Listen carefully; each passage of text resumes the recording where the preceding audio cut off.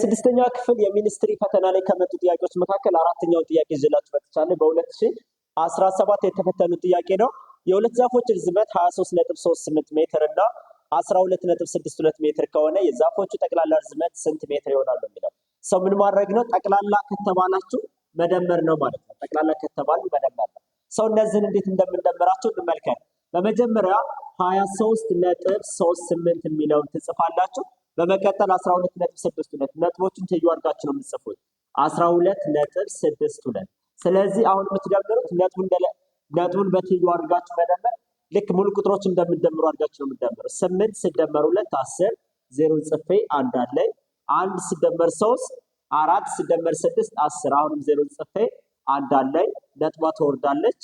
1 ሲደመር 3 4 ሲደመር 2 6 2 ሲደመር 1 3 ስለዚህ 36.00 ይሆናል ማለት ነው። ሰው መልሱ 36.00 የሚለው ይሆናል ማለት ነው።